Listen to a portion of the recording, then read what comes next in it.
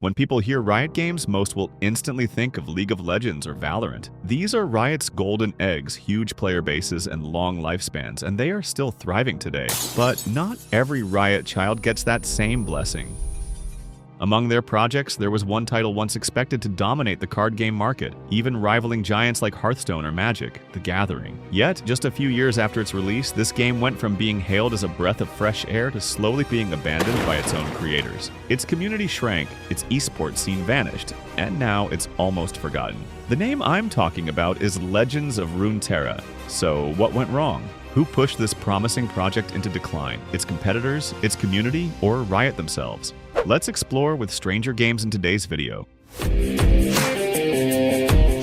Born from the League of Legends universe, Legends of Runeterra, LOR, is a digital collectible card game released on April 29, 2020, by Riot Games. It carried the big responsibility of expanding the Runeterra universe into a multi-platform IP. Naturally, every single card in the game was inspired by the League lore. At launch, the online card game market was already dominated by heavyweights like Hearthstone, Yu-Gi-Oh!, Master Duel, and Pokemon TCG Online. And yet, LOR managed to stand out. The first big highlight was its story-driven approach. That might sound unusual since most card games focus purely on strategy and competitive play rather than building a rich narrative. But LOR introduced a deeply immersive world. Each region came with its own history, legends, and cast of characters.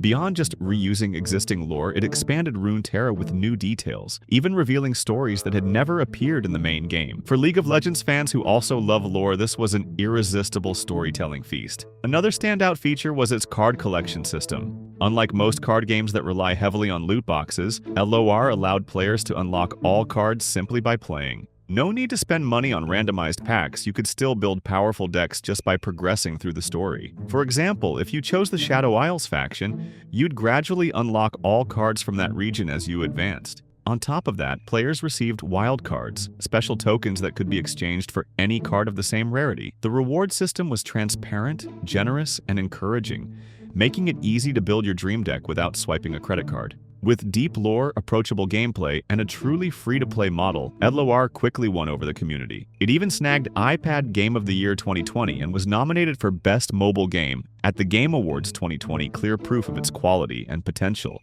But the flame of LOR burned out just as quickly as it had shown. 5 years later, Riot officially shut down the competitive PvP scene, effectively killing off its esports future. Staff working on it were cut, and it became clear Riot had admitted defeat in their dream of turning LOR into a flagship esport. So, what went wrong? To expand its ecosystem and attract more players from its existing games, Riot heavily invested in PvE player versus environment content. One major example is Path of Champions, which evolved from the earlier Lab of Legends. Essentially, it's LOR in a roguelike format. You play as a champion, start with a basic deck, gradually upgrade it, collect new cards after each battle, and eventually face bosses. Thanks to extremely generous rewards, players could grind and build powerful decks without ever touching PvP or opening their wallets. With every update, Riot kept adding new champions, storylines, and mechanics, making it both a fun entry point for beginners and a treat for League lore fans. It was engaging, rewarding, and regularly updated, basically everything you could ask for. But while PvE was thriving, PvP, the mode that should have been the heart of the game, was underwhelming. The rewards for climbing the ranked ladder weren't nearly as enticing as what players could get from PvE. Think about it. You spend 20 to 30 minutes sweating through a tense match against another human, and your reward is just some cosmetic icon or a bit of in-game resources. Things that PvE was already handing out in abundance. Doesn't sound worth it, right? Compare that with Yu-Gi-Oh! Master Duel, where PvP rewards are tied directly to resources for opening packs, things that can significantly impact your deck's strength and give clear motivation to keep competing. Or take Hearthstone, another card game spun off from a larger game universe just like LOR, but one that managed to balance both PvE and PvP in a way that kept competitive play rewarding and exciting. When Legends of Runeterra first launched, its PvE content was extremely bare bones. Just a handful of simple matches to introduce mechanics and teach new players the basics. Compare that to something like Master Duel. If you wanted to upgrade your deck, your only real options were ranked or arena. No matter the mode, the main way to grind resources resources was through PvP, but LOR flipped that on its head by offering tons of PvE content right from the start, along with an avalanche of rewards. For many players, PPV immediately started to feel secondary. If you could already farm everything so easily in PvE, why stress yourself out in ranked matches? This overemphasis on PvE put LOR on shaky financial ground. In most digital card games, the bulk of revenue comes from PvP, where players are motivated to spend money to acquire strong cards, try out new metas, or climb the competitive ladder. PvE, on the other hand, doesn't generate that same competitive loop with all its unpredictable variables. It's just not as effective at pushing players to spend. After all, what's the point of flexing your shiny wallet-powered deck against a dumb AI boss? That doesn't exactly scratch the itch. Riot's focus on PvE strangled the potential of PvP revenue from the very beginning, throwing the game's financial balance off after only a short time, especially since maintaining and balancing PvP requires way more resources. As mentioned earlier, LOR let players unlock virtually every card just by grinding PvE. Riot was trying to port over the League of Legends business model, free-to-play core gameplay, with monetization coming from cosmetics that don't affect balance. While that sounds fair and player-friendly, Riot overlooked a crucial element of the card game genre, the thrill of randomness.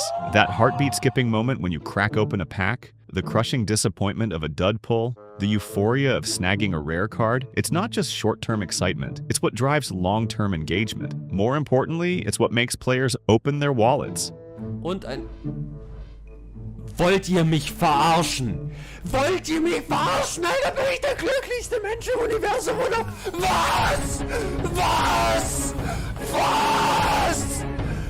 Was ist los, Alter? Junge! Was ist da los? To chase that thrill, players are often willing to spend big. These chasers are also the most loyal and financially critical group for CCGs like Hearthstone, Yu-Gi-Oh's, and Shadowverse. On top of that, the whole culture of pack opening content, gacha pulls, rare hunts has become a goldmine for streamers and YouTubers. Just look at the insane view counts on Pokemon TCG Pocket pack opening videos, and you'll see how powerful this content loop is. But Riot ignored this trend, choosing instead to shower players with resources through PvE. That made card collecting too easy, too common, and stripped away the excitement of hunting for rare cards. Without that, the incentive to spend all but vanished. In short, Riot threw away one of the genre's biggest strengths, along with a reliable revenue stream. And the problems didn't stop there. Riot's approach to selling cosmetics, especially card skins, sparked plenty of criticism. Many players complained that the skins felt completely disconnected from the essence of a card game. A single card skin in LOR cost around $6 to $7, about the same as many champion skins in League of Legends. But the perceived value couldn't have been more different. In League, skin is visible every match, to both you and 9 other players, making it feel worth the price. In LOR, however, skins only apply to a few cards in your 40-card deck. In plenty of matches, you might never even draw the skinned card at all. Imagine paying $7 for something nobody, including you, might even notice. It's like buying an expensive outfit just to leave it in your closet, never to be seen. That made LOR's skins feel overpriced, underwhelming, and lacking in social recognition, which is the real fuel behind cosmetic purchases. The system only appealed to whales willing to deck out their entire collection, but even whales need smaller fish around to show off against, and LOR didn't provide that competitive environment, since PvP was already being neglected. Now, Riot has always been famous for building world-class esports ecosystems. You could argue that League of Legends owes much of its popularity to its massive tournaments, iconic pro players, and the constant energy of its competitive scene. But when Riot tried to bring that advantage into the CCG genre, it backfired. Competitive card games are notoriously niche when it comes to spectatorship. RNG plays a huge role, and matches can hinge on luck so visibly that viewers feel unsatisfied. LOR faced an even steeper hill to climb, since its meta wasn't developed enough for hardcore players to build truly creative decks. The lack of variety led to repetitive competitive play and stale tournaments. Unlike League of Legends or CSGO, where a jaw-dropping outplay can happen in 15 to 20 seconds and immediately electrify the crowd, CCGS demand full attention for an entire match before the payoff comes. That requires viewers to have deep knowledge of the game to even recognize the subtleties. What's worse, personal skill in CCGS is is harder to display to an audience. Each game unfolds within the confines of a fixed deck, and optimal plays are often predictable. So even if a pro makes a perfect move, it rarely feels explosive or surprising. Without those unexpected highlight reel moments or breakout superstar personalities, LOR struggled to build compelling esports narratives strong enough to keep viewers hooked. You don't even have to look far. Even Hearthstone, the giant of card games, has struggled with this very issue. Despite its explosion on mobile and a once massive player base, its esports scene never came close to the popularity of traditional titles. Legends of Runeterra found itself in the same boat. Riot organized several international tournaments, but most of them pulled in such modest viewership that, compared to even a small regional League of Legends or Valorant event, the difference was night and day. This wasn't a problem unique to LOR, it's a genre-wide challenge. But by failing to lean into its own strengths, Riot's card game started to look painfully ordinary. China, for years, has been the holy grail of gaming markets. With its enormous player base and jaw-dropping spending power, especially in mobile gaming, countless international titles have struck gold the moment they entered. A prime example is League of Legends, Wild Rift, which has generated $500 million in lifetime revenue, with China alone contributing $364.6 million. That's about 72% of its global revenue, according to Sensor Tower. With that kind of potential, Riot always intended LOR to break big in China. The League of Legends brand was already a household name there, and strategy card games had a solid foothold. Not to mention, Riot's parent company is Tencent, a literal tech empire. On paper, everything looked perfect, until reality hit. Contrary to expectations, LOR never received an official publishing license in mainland China. The issue wasn't the quality of the game, but rather the country's notoriously strict regulatory system. Riot tried to push the paperwork through, but the endless demands for content adjustments and the risk of prolonged approval delays threatened to put the whole project on ice. And for a live service game, that kind of freeze is basically suicide. In the end, Riot had no choice but to walk away. Rather than pour resources into a gamble with a little chance of success, they shifted focus to more viable projects. This failure to enter China didn't just cost Riot a massive revenue stream, it also shut the door on building a large, dedicated player community in one of the world's most lucrative markets. Without that golden opportunity, LOR's already fragile financial foundation became even shakier, accelerating its decline.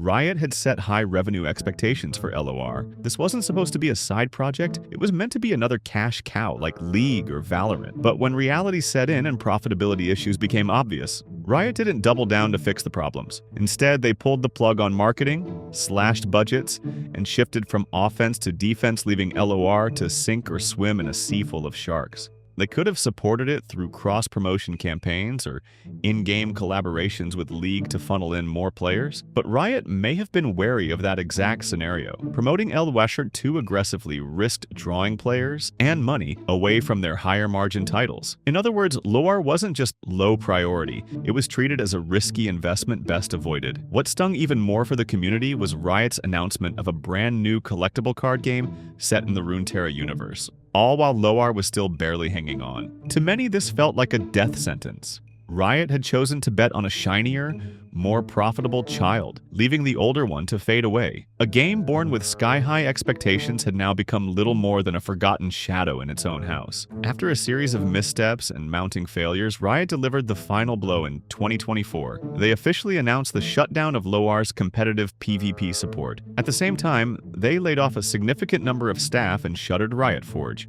The message was clear: Riot would only invest in games they believed had guaranteed success, and unfortunately, LOR didn't make the cut. The death of PvP and Legends of Runeterra wasn't a sudden accident. It was the result of a long chain of Riot's miscalculations. From over-investing in PvE, to missing out on the Chinese market, to failing at building a compelling esports scene, and ultimately abandoning their own creation, every step pushed the game closer to collapse. So what do you think about this whole saga? Share your thoughts in the comments below, and don't forget to like, share, and subscribe to Stranger Games so you won't miss the next video. Thanks for watching. See you next time.